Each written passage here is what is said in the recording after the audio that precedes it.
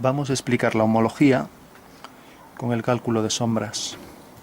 Si yo tengo una esfera y la ilumino por un punto de luz,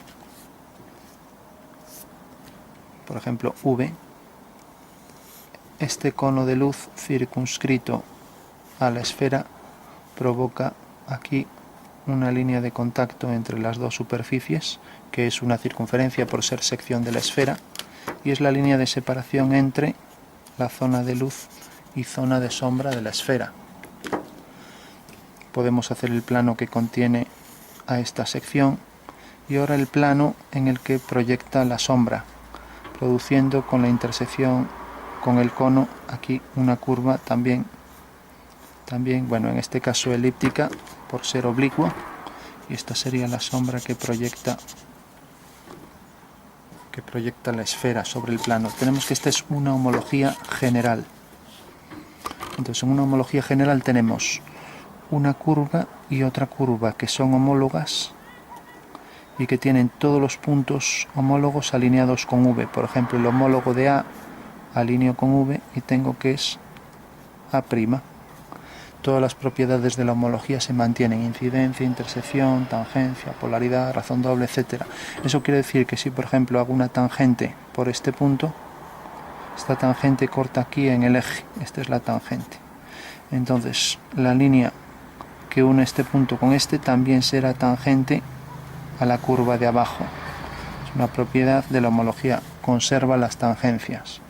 O sea que las dos tangentes a la curva en los puntos homólogos produce dos tangentes que se cortan sobre el eje. ¿Qué pasaría si yo empiezo a girar este plano hasta que aparezcan paralelos? Entonces tengo un plano y otro plano paralelo. La intersección de los dos planos es en el infinito, ya que se cortan.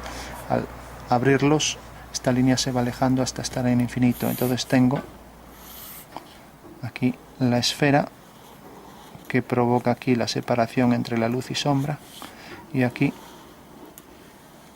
la sombra proyectada sobre el plano de abajo. Entonces marqué ahí la sección, la sombra sería lo que queda por debajo, y aquí marco la sombra de la figura. Esta sería la sección, que es en realidad la curva que es homóloga de la de abajo. Como vemos, como los planos son paralelos, las curvas, la rayada y esta, son semejantes. El caso en el que el eje va al infinito, tenemos que esta homología, aunque tenga V aquí, localizado de forma finita, se llama homotecia.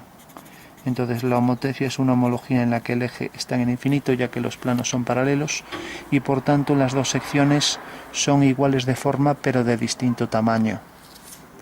Si yo el punto de vista lo mando al infinito y mantengo los planos paralelos,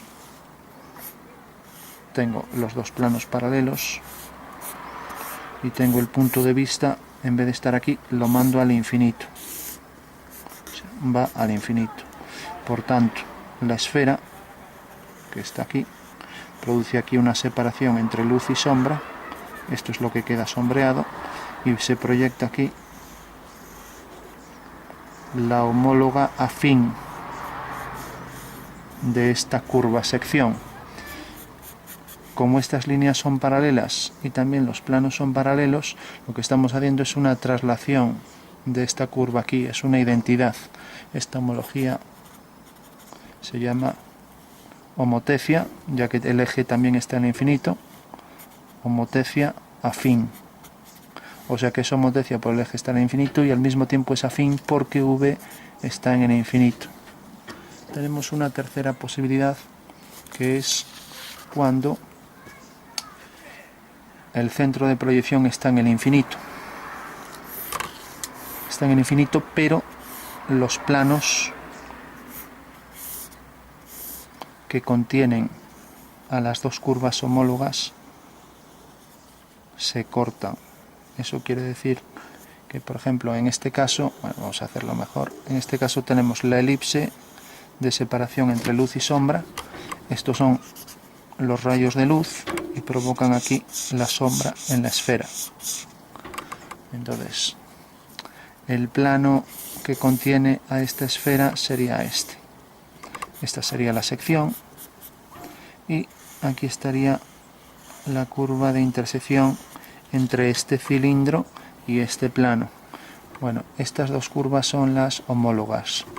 Como el centro de proyección V está en el infinito, decimos que esto es una afinidad. Y las curvas homólogas son afines. Fijaros que aquí el eje sí que está localizado en un punto finito, o sea, no está en el infinito.